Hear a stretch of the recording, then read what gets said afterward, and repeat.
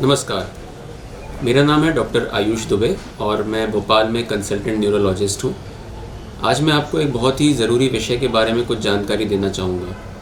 मैं आपको बताना चाहूँगा कि 17 नवंबर को राष्ट्रीय मिर्गी दिवस यानी कि नेशनल एपिलेप्सी डे होता है, जिसमें इस बीमारी से संबंधित लक्षणों एवं उसके उपचार के बारे में जानकारी प्रदान की जाती है। मिर्गी एक बहुत ही आम बीमारी है और भारत में इसके बहुत सारे मरीज हैं। मिर्गी का डायग्नोसिस बनना और उसका ट्रीटमेंट बनना बहुत ज़रूरी होता है। मिर्गी के लक्षण क्या होते हैं? मिर्गी में कई अलग अलग प्रकार के दौरे आते हैं, जिसमें सबसे आम दौरा जो होता है उसमें मरीज़ के हाथ पैर में कड़कपन आ जाना, उसकी आंखें ऊपर चढ़ जाना, दांत जोर से टाइट बांध लेना और उसको तेज़ी से झटके आना, ये इस तरह का दौरा होता है। इस तरह के दौरे के अलावा भी मिर्गी में कई और तरह के दौरे होते हैं, जैसे कि मरीज़ का कहीं एक टक देखते रह जाना कुछ देर के लिए, या फिर मरीज़ का एक हाथ या पैर कड़क हो जाना, या चेहरे में एक तरफ की फड़कन हो जाना। इन सब चीज़ों में एक संभावना जताई जाती है कि मिर्गी की बीमारी हो सकती है। अगर ऐसे कुछ भी लक्षण किसी भी मरीज़ में लगते हैं तो उसका तुरंत से तुरंत किसी नज़दीकी न्यूरोलॉजिस्ट से इलाज करवाना चाहिए। मिर्गी के कुछ कारण होते हैं। इसमें सबसे आम कारण होता है अनुवांशिक यानी कि जेनेटिक। अगर किसी के परिवार में किसी व्यक्ति को मिर्गी है या इस बीमारी से ग्रसित है तो उसके खून के रिश्ते में और भी दूसरे सगी संबंधियों में इस तरह के मिर्गी की बीमारी आ सकती है, इसलिए ये अनुवांशिक कारण बहुत ज़रूरी होता है। इसके अलावा इसके मिर्गी के कुछ और कारण भी होते हैं, जैसे कि सर में लगी हुई पुरानी चोट। अगर कुछ सालों पहले सर में कोई चोट लगी हो तो बाद में जाके कुछ सालों के बाद इस तरह के दौरे आना शुरू हो सकते हैं। चोट के अलावा कुछ और कारण जैसे कि लकवा लगना या ब्रेन ट्यूमर होना। किसी को लकवा हो तो उसके बाद भी उस एरिया से उत्पन्न होने वाली किरणों की वजह से इस तरह के दौरे आ सकते हैं। ब्रेन ट्यूमर अगर किसी को होता है तो उसमें भी सिर दर्द या आंखों से दिखने की शिकायत या दूसरे लक्षणों के साथ साथ इस तरह के दौरे आने की संभावना रहती है।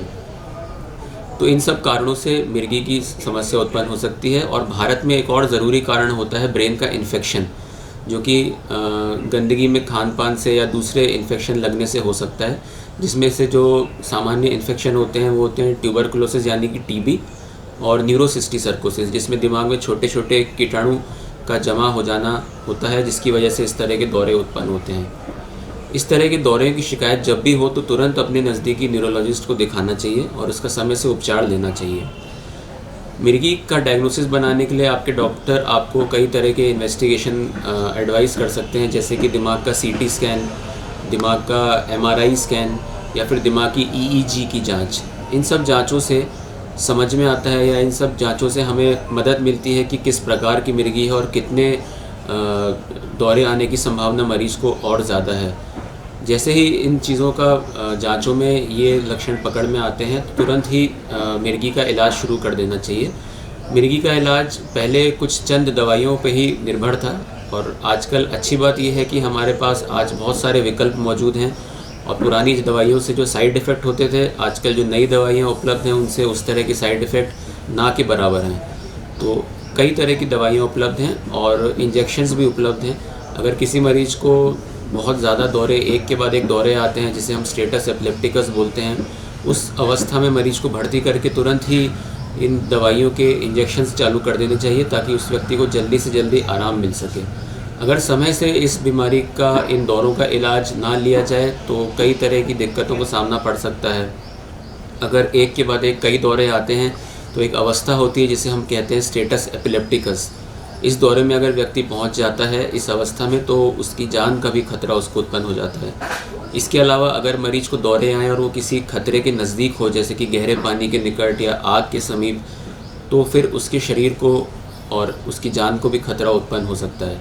इसलिए मिर्गी की बीमारी में जिस तरह के भी दौरे आते हैं, अगर एक भी दौरा आता है तो उसका समय से इलाज किया जाना ज़रूरी है ताकि इस बीमारी को समय रहते कंट्रोल किया जाए और आगे होने वाली दुर्घटनाओं से बचा जा सके और आगे होने वाले कई अलग अलग तरह के दिमागी दुष्प्रभावों से समय रहते बचा जा सके। नमस्कार।